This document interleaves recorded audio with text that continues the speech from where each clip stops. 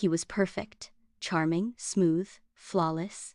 So why is he now spilling drink on my dress, tripping over his own feet, and blushing? Turns out hiring the same fake date twice was the best mistake I ever made.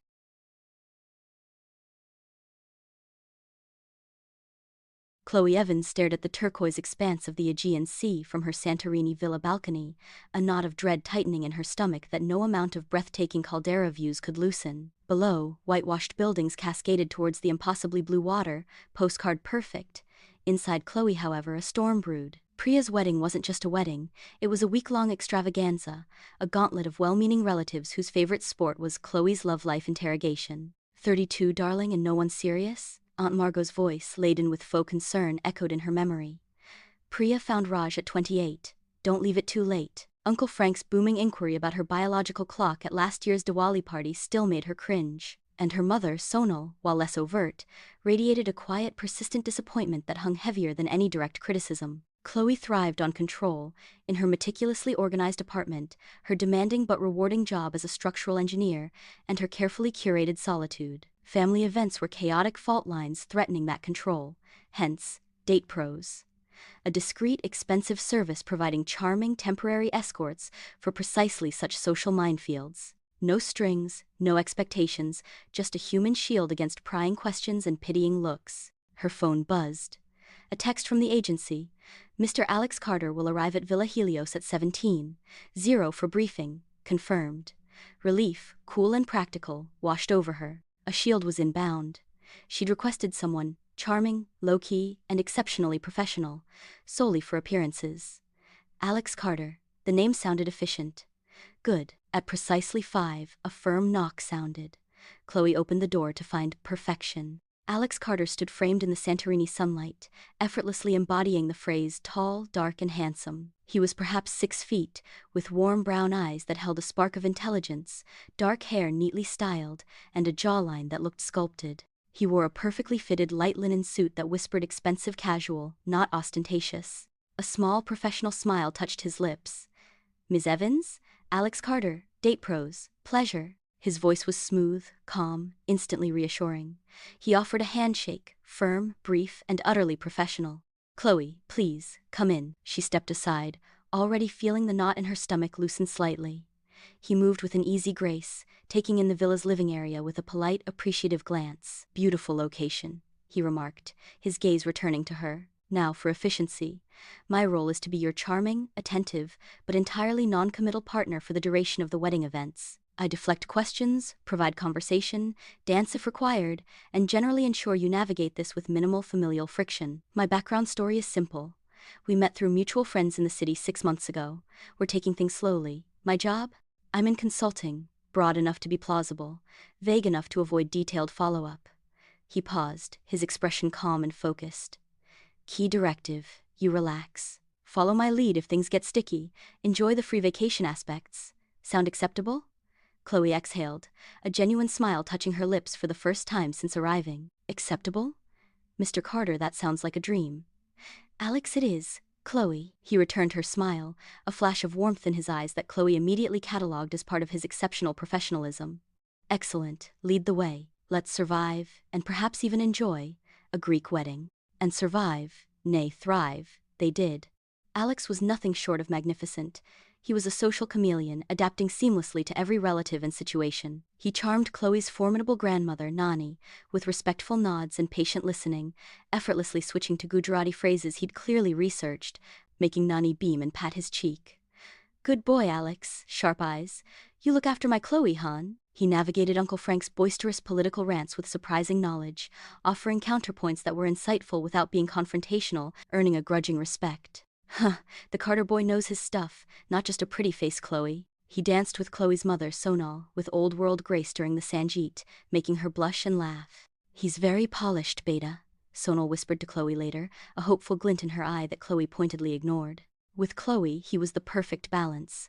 Attentive without being clingy, engaging in easy banter about the absurdity of giant floral centerpieces or the questionable fashion choices of Priya's college friends. He remembered small details she mentioned, her dislike of oysters, her preference for gin over vodka, and subtly ensured she always had a drink and an escape route from overly enthusiastic distant cousins. During the wedding ceremony itself, under a canopy draped in white silk overlooking the caldera, Priya radiant in red, Alex was a quiet, supportive presence beside Chloe. When a wave of unexpected emotion, loneliness perhaps, or just the sheer beauty of the moment, threatened to surface as Priya exchanged vows, his hand brushed hers lightly, a silent, grounding reassurance. It felt nice. But Chloe firmly attributed it to his skill. He was reading the room, anticipating her needs. Textbook professionalism. The reception was a whirlwind of music, laughter, food, and drinks. They danced, Alex leading with confident ease, making even Chloe, who usually avoided dance floors, feel surprisingly light on her feet. During a slow song, his hand rested lightly on her waist, the contact warm but impersonal. When Priya's tipsy Aunt Mina cornered Chloe demanding wedding date predictions, Alex smoothly intervened. "Auntie Mina, you look stunning. That sari color is divine. Tell me, is that the famous Surat silk Priya mentioned?" Diverted and flattered, Aunt Mina launched into fabric lore, leaving Chloe blinking in grateful relief. As the week wound down, Chloe felt a surprising pang. Not romantic, she assured herself, but the kind of satisfaction from a complex project completed flawlessly. Alex Carter hadn't just been a shield, he'd made the potentially torturous event pleasant, even fun. On their final morning, standing by the villa's rental car, the Santorini sun already warm, they shook hands again. "Alex, truly you were impeccable," Chloe said, meaning it. "Worth every penny and then some. Thank you." Alex smiled, that same professional, charming smile. "The pleasure was mine, Chloe. You were an excellent client, clear, reasonable, and good company. I'm glad I could help make it bearable." There was a faint flicker in his eyes, perhaps a hint of something warmer, but it was gone so quickly Chloe dismissed it as the sunlight. "Safe travels home." "You too, Alex. Good luck with your next assignment." She climbed into the car. He gave a final, polite nod, turned, and walked away without a backward glance. Chloe watched him go for a second, a small, satisfied smile on her lips. A perfect solution to a recurring problem. She filed Alex Carter under excellent service provider in her mental Rolodex and drove towards the airport, already planning her solitary recovery weekend. 12 months later, Chloe found herself facing a familiar enemy, albeit on different terrain. Priya and Raj were celebrating their first anniversary with a vow renewal / just because we like to party weekend at the sprawling, manicured Wisteria Hill country estate. Chloe loved her cousin truly, but the prospect of another concentrated dose of family scrutiny, amplified by the intimacy of a country house setting, filled her with familiar dread. The questions would be louder now. A year later and still no one, Chloe? Did that nice Alex fellow not work out? She'd vaguely mentioned seeing someone named Alex last year to quell immediate pressure. Control. She needed control. Her fingers flew over her phone, pulling up the DatePros app. Request: escort for weekend event, free eve, Sunam, country estate setting, family anniversary party. Requesting someone reliable, charming, discreet, preferably male, early mid-30s. Reference: previous positive experience with Alex Carter for Santorini wedding. Similar profile ideal. The confirmation came swiftly. Request accepted. Escort assigned. Alex Carter. Will arrive at Wisteria Hill Estate main house. Friday 18:00 for briefing. Chloe exhaled. Alex. Perfect. The known quantity. The flawless operator. No awkward getting to know you phase. They could slip right back into their efficient professional dynamic. A wave of relief washed over her. This weekend would be manageable. She even packed a stunning midnight plum dress, confident Alex's presence would allow her to wear it without feeling like the solitary centerpiece. Friday evening descended on Wisteria Hill with golden light filtering through ancient oak trees. Chloe paced the grand foyer of the main house, smoothing her dress, rehearsing the minimal backstory update she'd give Alex over the phone before he arrived. Still seeing each other casually, taking it slow. Yes, consulting is still going well for him. Simple. The doorbell chimed, deep and resonant. Chloe took a steadying breath, plastered on a welcoming smile, and opened the heavy oak door. Alex. Oh, good. The pro is. Her greeting died on her lips. It was Alex. Same warm brown eyes, same dark hair, though perhaps a touch less meticulously styled, same handsome features. But the man standing on the doorstep was a distorted echo of the Santorini paragon. His usual aura of calm assurance was gone, replaced by a palpable nervous energy. His smile was tight, not effortlessly charming. He held a bottle of champagne awkwardly in one hand, the other shoved deep into his trouser pocket. His knuckles were white where he gripped the bottleneck. Chloe. Hi. "Hello," he said, his voice pitched slightly higher than she remembered, lacking its usual smooth cadence. He thrust the champagne forward like a shield. For the hosts? Or us? Protocol? I wasn't sure." He trailed off, his eyes darting around the foyer, landing everywhere but directly on her face for more than a split second. Chloe blinked, her initial relief evaporating into confusion.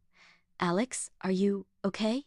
She took the champagne, her fingers brushing his. He flinched almost imperceptibly, pulling his hand back quickly.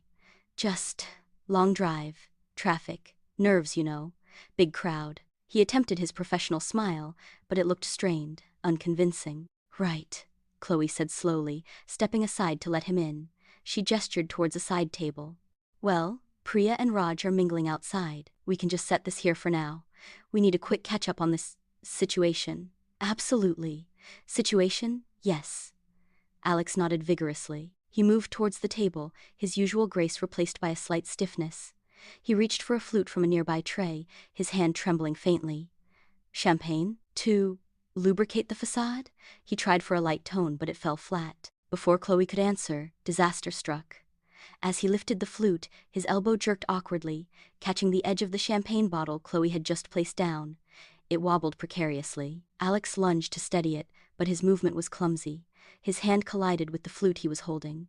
Crystal met crystal with a sharp clink, and a cascade of pale gold liquid arced through the air, landing squarely on the bodice of Chloe's midnight plum dress and splattering generously across the front of Alex's crisp white shirt. Time froze. Chloe stared down at the dark, spreading stain on the silk. Alex stared at his own shirt, then at the ruin on Chloe's dress, his face draining of color, mortification etching deep lines around his eyes. "Oh, God, Chloe. I'm so sorry. I don't... Clumsy." He fumbled for a napkin, knocking over another empty flute in the process. It shattered on the marble floor with a discordant crash. Heads turned.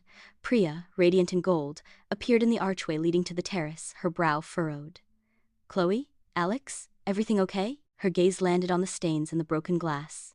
"Oh dear." Panic, sharp and acidic, replaced Chloe's confusion. This wasn't the plan. This was drawing more attention, the exact opposite of what she'd hired him for. "Fine, Priya. Just a little spill." Alex was overenthusiastic with the bubbly, she called out, forcing a laugh that sounded brittle even to her own ears. She grabbed Alex's arm, steering him away from the wreckage towards a powder room down the hall, ignoring the curious glances. Inside the small, floral wallpapered room, Chloe rounded on him, keeping her voice low but fierce. "What on earth was that, Alex? Are you okay? Did you forget how to do this? What happened to the smooth operator from Santorini? You look like you've never held a glass before." Alex ran a shaky hand through his hair, avoiding her gaze, staring miserably at the champagne stain blooming on his shirt like a Rorschach test of failure.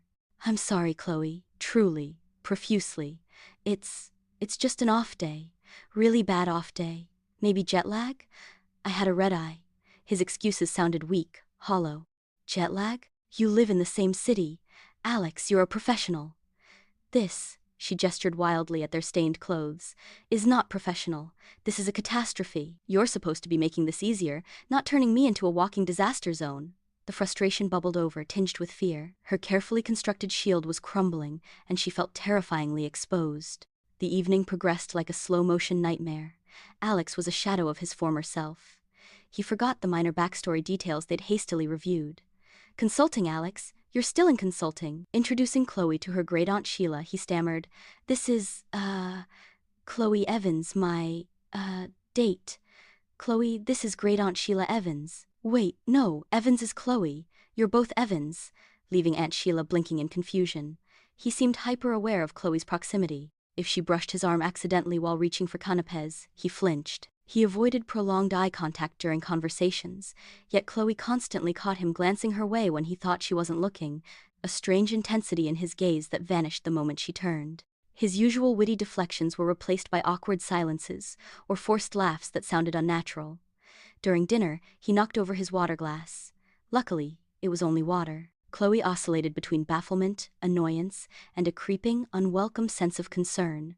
This wasn't just incompetence, it felt like panic. But why? He'd done this 100 times before, surely. Her frustration warred with the memory of his Santorini perfection. The contrast was jarring, inexplicable. The nadir came during the obligatory slow dance. The band struck up a classic, unchained melody. relatives paired off. Chloe saw Aunt Margot zeroing in and grabbed Alex's hand. Dance, now, escape protocol. They moved onto the makeshift dance floor under strings of fairy lights. Alex's hand settled on her waist, but this time, it wasn't the light, professional touch from Santorini. It trembled. A faint, almost imperceptible tremor against the silk of her dress. His other hand held hers, his palm slightly damp. He held her a fraction closer than necessary, his body radiating tension instead of relaxed confidence. Chloe looked up, intending to whisper another admonishment, but the words died in her throat. Alex was looking down at her, but not with detached professionalism. His warm brown eyes held an intensity she'd never seen before, a raw, unguarded focus that stripped away the suave facade. He wasn't acting charming. He looked captivated, vulnerable, lost. The air between them crackled, thick with something entirely unprofessional. The faint scent of his cologne, clean and citrusy, mixed with the night-blooming jasmine from the gardens, felt suddenly overwhelming. He leaned in, infinitesimally. Not for a kiss perhaps, but drawn closer by that intense gravity in his gaze. Chloe's breath hitched. For a dizzying second, the spilled drinks, the awkwardness, the entire charade faded. There was only this man, this raw, flustered intensity, and the shocking realization that it felt real. More real than Santorini's perfection ever had. Then, catastrophe. Alex's foot, seemingly with a mind of its own, caught on the edge of the rug.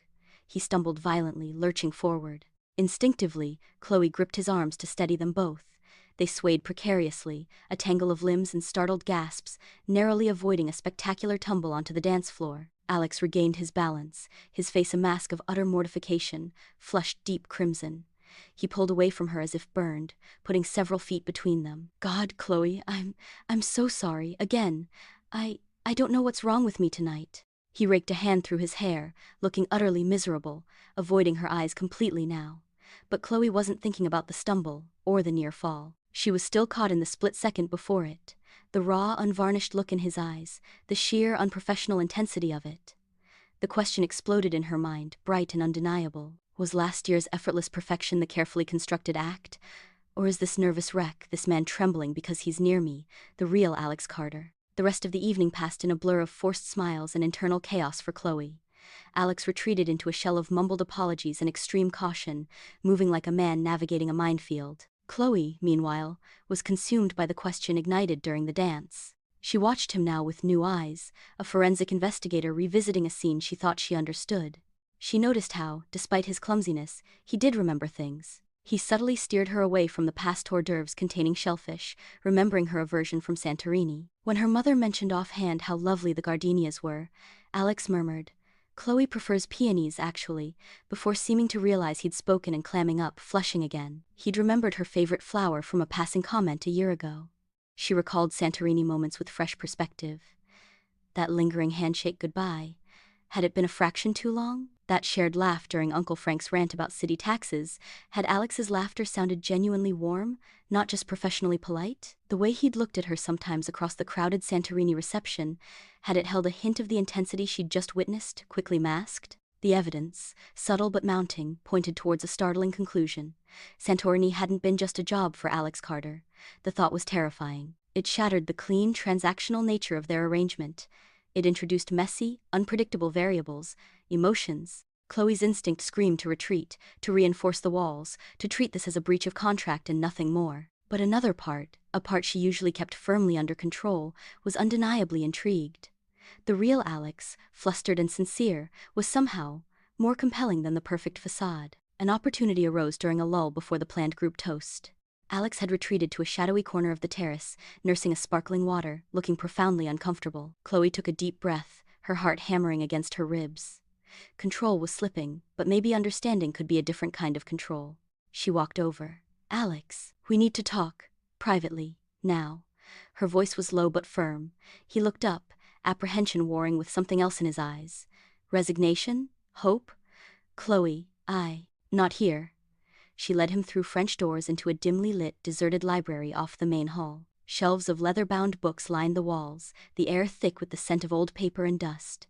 She closed the door softly, the click echoing in the quiet room. Turning to face him, she crossed her arms, a defensive posture. "All right, enough excuses, enough off days and jet lag. What is really going on?" This. She gestured vaguely at him, encompassing the spilled drink, the stammering, the tremor. Isn't just a bad performance, this is something else. Talk. Alex leaned back against a heavy mahogany desk, bracing himself. He looked down at his hands, twisting together. The silence stretched, thick with tension. When he finally looked up, the professional mask was gone. What remained was raw vulnerability, etched in the lines of his face and the stark honesty in his eyes. "You're right," he said, his voice rough, quiet. "It's not an off day, or jet lag." He took a shaky breath. Santorini wasn't just a job for me, Chloe. Not entirely." The confession hung in the air. Chloe didn't move, didn't speak, just waited. "I've done this a lot," he continued, his gaze fixed on a point over her shoulder, as if speaking to the bookshelves was easier. "Date pros, hundreds of events. It's a skill. Detachment is the first rule. Charm is a tool. Feelings are a liability." He finally met her eyes, and the intensity she'd glimpsed on the dance floor was back, undiluted. "But with you, I couldn't detach. Not completely. You were different. Sharp, funny underneath the exasperation. Genuine. When you relaxed, that real smile." He shook his head, a helpless gesture. "I found myself watching you, listening, actually caring about the stories you told about your work, the way your nose scrunched when your aunt started matchmaking. I remembered things, not because I had to, but because I wanted to." He pushed off the desk, pacing a few steps, running a hand through his hair again. "When you called date pros again, specifically requesting someone like the guy last year, when they told me it was you, I practically begged for the assignment. Stupid. Hopeful. Like an idiot. I thought, maybe, seeing me again." He stopped, turning back to face her, his expression a mixture of shame and defiance. "But then I got here, I saw you, and I realized it was still just a transaction, a job, and the idea of being near you, pretending, when I actually—" He trailed off, unable to say the word. "It paralyzed me. I was terrified. Terrified of saying the wrong thing, doing the wrong thing. Terrified you'd see this." He gestured at himself, encompassing his flustered state. "Because this mess? This is me, Chloe. The real me when the detachment fails. When I care too much. And I care. I care about you. That's why I spilled the drink. That's why I tripped. That's why I can't form a coherent sentence. Last time, I was acting charming. This time, I'm just terrified of being near you because I like you, and apparently, I'm terrible at it when it's real." The raw honesty of it hit Chloe like a physical blow. Her perfect shield hadn't just cracked, it had shattered, revealing a complex, vulnerable man beneath. The sheer courage it took for him to admit this, knowing how unprofessional it was, knowing the risk of rejection, it disarmed her completely. Her carefully constructed walls trembled. Before she could formulate a response, retreat, or advance, the library door burst open. Priya stood there, slightly breathless, her eyes wide. "There you are. We've been looking everywhere. Group toast time. Come on, you two lovebirds, front and center." She beamed, utterly oblivious to the emotional earthquake that had just occurred. Crisis. The spotlight was about to shine directly on them, on Alex in his stained shirt and palpable vulnerability, on Chloe grappling with a confession that changed everything. Her instinct to flee, to lock this messy revelation away, warred violently with the image of Alex's honest, flustered face, the man who remembered her favorite flower. Priya ushered them back onto the terrace, towards the head table where Priya, Raj, and the immediate family were gathering. A microphone stood ready. Glasses were being raised. All eyes turned expectantly towards the happy couple, and inevitably towards Chloe and Alex, standing awkwardly beside them. A tipsy cousin Rohan swayed slightly, raising his glass higher than necessary. "To Priya and Raj, may your love keep burning bright. And hey," he slurred, grinning broadly at Chloe and Alex. "Looks like Cupid's busy tonight. When's your big day, huh? Can't let the lovebirds have all the fun." The spotlight was excruciating. Chloe felt the heat rise in her cheeks. Beside her, Alex stiffened, his face draining of color again, his posture radiating pure, "Please, swallow me whole" mortification. He looked utterly exposed, the vulnerability he'd just confessed laid bare for the entire party to see. Chloe saw the panic in his eyes, the instinct to bolt, but she also saw the man who'd been brave enough to be real, who'd risked his professional pride for honesty. The man whose clumsy sincerity felt infinitely more valuable than Santorini's polished performance. Control wasn't about hiding anymore. Maybe it was about choosing courage over comfort, choosing the messy, real thing over the flawless fake. Before Alex could stammer an excuse, before she could retreat into her shell, Chloe acted. She reached out and took Alex's hand firmly. His head snapped towards her, surprise momentarily overriding panic. His hand was cold, trembling slightly in hers. She squeezed it, a silent message. "Hold on, I'm here." Feeling a surge of adrenaline, fueled courage she hadn't known she possessed, Chloe leaned towards the microphone Priya held. She didn't pull it away, just projected her voice clearly over the sudden hush. "Whoa there, Rohan. Let Priya and Raj bask in their anniversary glory. Alex and I." She paused, meeting Alex's stunned gaze, her own expression calm, deliberate. "Are perfectly happy taking things one spilled drink at a time." She infused her voice with wry humor, deflecting the question while squeezing Alex's hand again, a tangible anchor. "Now, enough about us. Let's hear it for the actual stars of the show, Priya and Raj. To love, laughter, and surviving family parties." She raised her free hand, gesturing for the toast. A ripple of laughter and good-natured "hear, hear" went through the crowd. The spotlight shifted back to Priya and Raj, who raised their glasses, beaming. Chloe kept hold of Alex's hand, her heart pounding against her ribs like a drum, but she stood firm. She hadn't run. She'd chosen to stand beside the real, flustered Alex Carter. After the toast, the party surged back into full swing.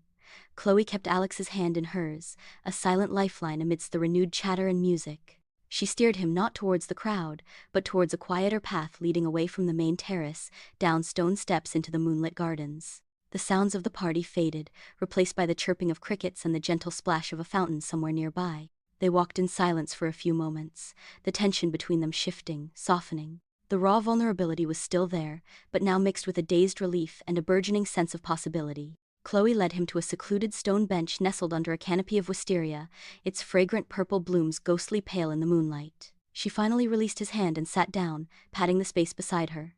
Alex sank down next to her, keeping a careful few inches between them. He ran both hands over his face, letting out a long, shuddering breath. "Professionally," he began, his voice still a little rough but steadier, "I owe you the biggest refund in DatePro's history, and possibly a new dress." He gestured vaguely towards her dress, though the champagne stain wasn't visible in the dim light.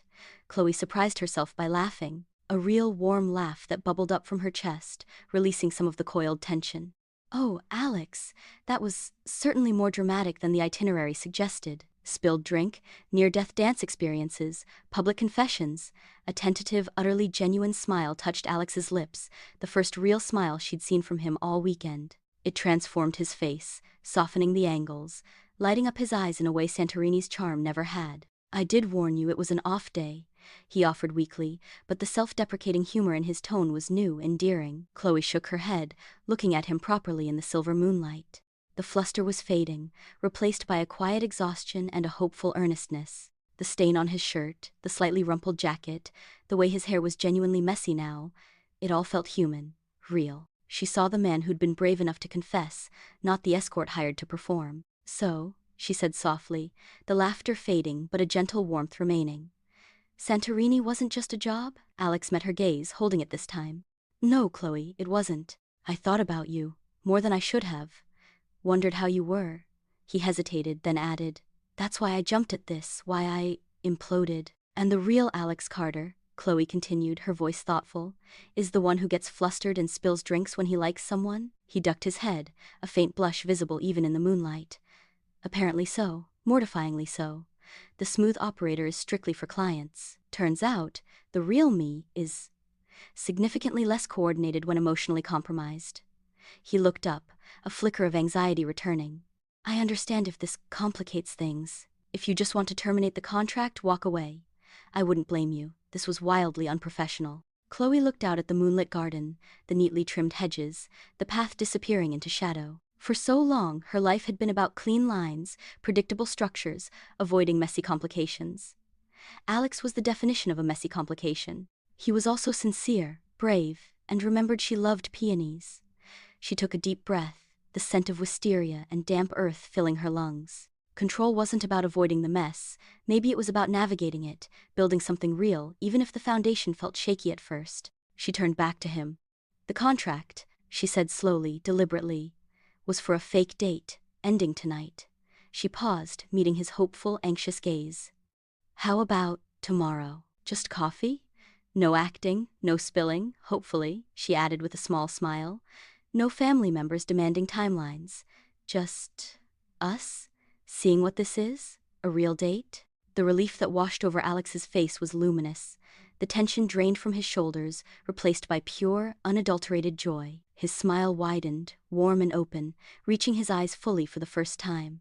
A real date? He repeated, the words sounding precious. Chloe Evans, I would love that, more than anything. He hesitated, then added, the ghost of his earlier fluster returning in a charmingly self-aware way. And Chloe?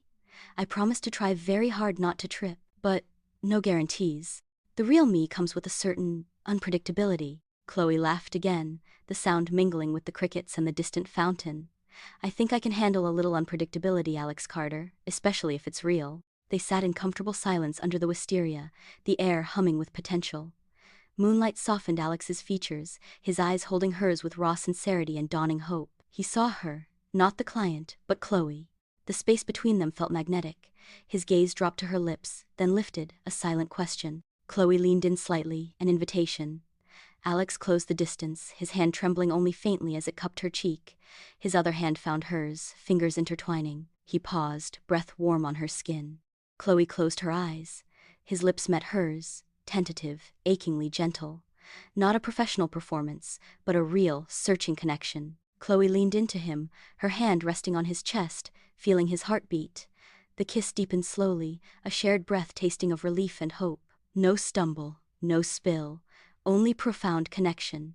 They parted slowly, foreheads resting together.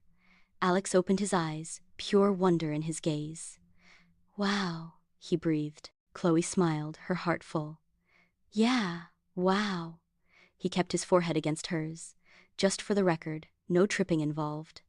A soft laugh escaped her. Progress, Mr. Kata. They stayed like that, hands clasped, breathing in the night and the promise. The perfect fake date was over, its facade dissolved.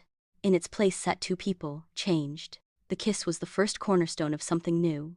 As Alex leaned in for one more soft, lingering kiss, Chloe knew with certainty the beautifully imperfect real beginning was everything. Enjoyed the story? Like, subscribe, and hit the bell so you never miss the next one.